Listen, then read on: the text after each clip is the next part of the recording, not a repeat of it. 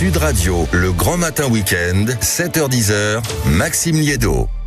8h21 sur Sud Radio et à la une ce matin, Gérald Darmanin, le ministre de la Justice en France, qui partira donc à Alger ce lundi. Bonjour Jean Garrigue. Bonjour. Historien et président de la Commission internationale d'histoire des assemblées. Vous faites partie aussi du comité, vous êtes membre du comité Boualem-Sansal. Première question assez simple, comment vous, l'historien, le président de la Commission internationale, le membre du comité de soutien à Boualem-Sansal qui avait œuvré pour son retour pendant des mois et des mois, comment vous regardez la visite d'un ministre important, Gérald Darmanin, à Alger, à partir de lundi, alors que Christophe Glaise est toujours retenu en otage là-bas? Oui, d'abord, mon rôle a été mineur. Je ne fais pas partie de ceux qui ont vraiment œuvré et qu'il faut remercier pour la libération de Boualem-Sansal, même si, comme vous le savez, elle est venue plutôt par l'intermédiaire des Allemands. Non, pour répondre à votre question, c'est de la réelle politique. C'est-à-dire que il y a eu pendant 2 ans une crise profonde des relations franco-algériennes. C'est une situation qui ne peut pas durer. Il y a trop de liens économiques, sociaux, politiques, culturels, historiques entre les deux pays. Il fallait à un moment que ça cesse. Il faut évidemment pas se faire d'illusions. L'incarcération de Christophe Glaise est une sorte de gage, une sorte d'otage pour la négociation entre l'Algérie et la France. L'Algérie n'est pas une démocratie comme la nôtre. La réelle politique impose d'avoir des liens avec eux sans se faire trop d'illusions. Mais le rôle de Gérald Darmanin, qui suit évidemment ce qui s'est passé à la visite de Laurent Nunez, la visite aussi de la ministre déléguée aux armées. Alice Ruffo. Voilà, Alice Ruffo, c'est une nécessité. C'est une nécessité de la réelle politique, notamment sur la question de la DZ Mafia, qui est quand même très très importante et très préoccupante, qu'il faut essayer de régler collectivement avec les Algériens. Et puis bien sûr, pour cette libération de Christophe Glaise, qui reste comme une épée de Damoclès en fait, que les Algériens font peser sur la France. Alors c'est vrai ça veut dire, Jean Garrigue, que vous faites partie en effet des personnalités, des historiens, en tout cas de ceux qui peuvent avoir une voix dans l'espace public et qui affirmaient qu'en réalité, oui, la réelle politique, et oui, on a une telle histoire avec ce pays que la stratégie du bras de fer qu'on essaye et qu'on a essayé de nous vanter comme étant la solution n'est pas la bonne méthode?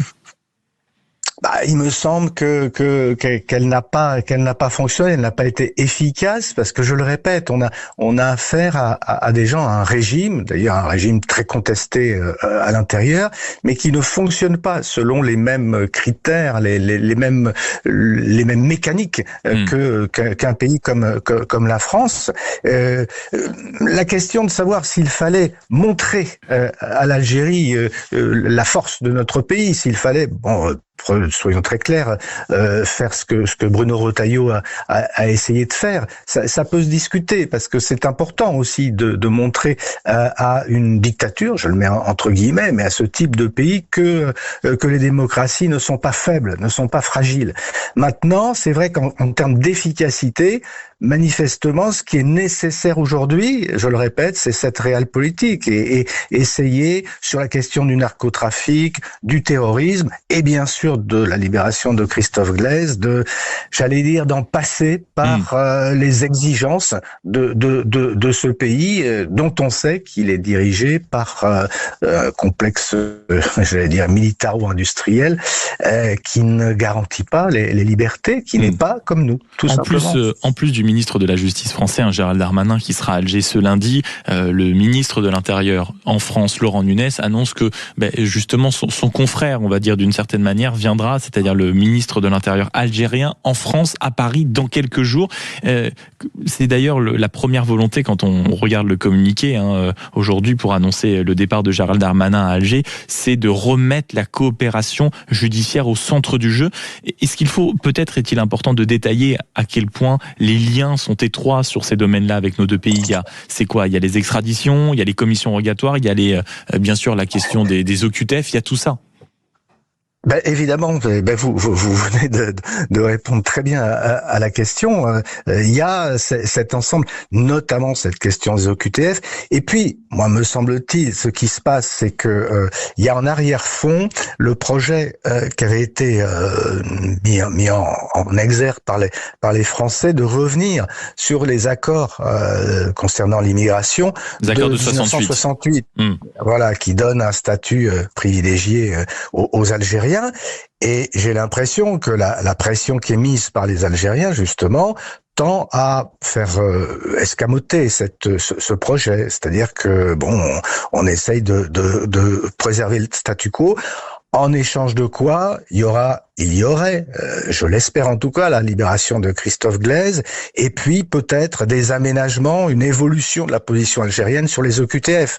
Ouais, c'est du donnant-donnant. Mais ça c'est crédible parce que Jean Garrigue, je me mets à la place aussi de tous ceux qui nous écoutent et de certains experts, d'anciens diplomates, certains spécialistes de cette relation, vous expliquent que quand même, si on prend, on va dire, le début du quinquennat d'Emmanuel Macron, qui avait quand même accepté de dire publiquement, et ça a été le premier président de la République française à le dire, que la colonisation a été semblable à des crimes contre l'humanité. Quand on voit le nombre de gages qu'on a pu donner ici là ou le nombre d'efforts, on se dit mais on a quand même déjà fait quelques pas en avant, on entend toujours quelques pas en avant de l'autre pays, ça ne vient pas. Alors est-ce que cette théorie du donnant-donnant est encore crédible avec l'Algérie aujourd'hui ?